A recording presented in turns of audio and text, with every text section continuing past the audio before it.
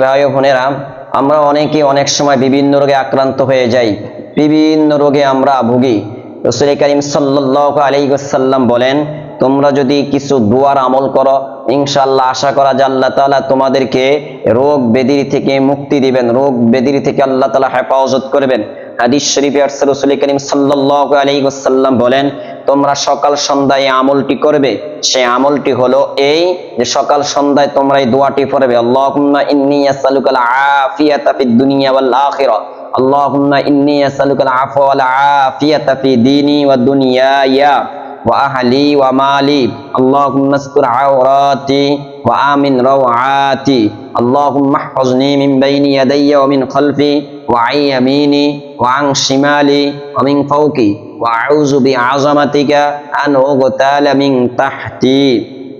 আবারও বলছি দোয়াটা, নবীজি বলেন, আল্লাহুম্মা ইন্নী আসআলুকাল আফিয়াতা ফিদ দুনিয়া ওয়াল আখিরাহ, আল্লাহুম্মা ইন্নী আসআলুকাল আফওয়া ওয়াল আফিয়াতা ফি দীনি ওয়া দুনিয়ায়া ওয়া আহলি ওয়া মালি, আল্লাহুম্মা আস্তুর আওরাতি ওয়া আমিন রাওআতি, আল্লাহুম্মা ইহফাজনি মিন বাইনি ইয়াদাইয়া ওয়া মিন খালফি ওয়া আন ইয়ামিনি ওয়া আন শিমালি ওয়া মিন ফাওকি ওয়া আউযু বিআযামাতিকা আন উগতালা মিন তাহতি।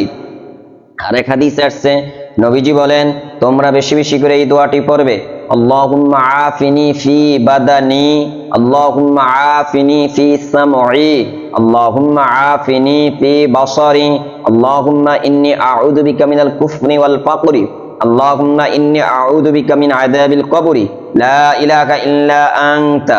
নবীজি বলেন, সকালে 3 বার এই দোয়াটি পড়বা, সন্ধ্যায় 3 বার এই দোয়াটি পড়বা, তাহলে আল্লাহ তাআলা তোমাদেরকে বিভিন্ন অসুস্থতা থেকে হেফাজত করবেন।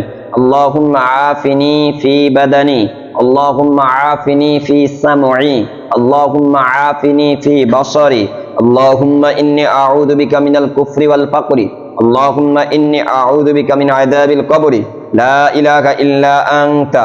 ইনশাআল্লাহ আমরা এই দোয়াটি পড়ব, আল্লাহ তাআলা আমাদের সকলকেই রোগ ব্যাধিতে হেফাজত করবেন।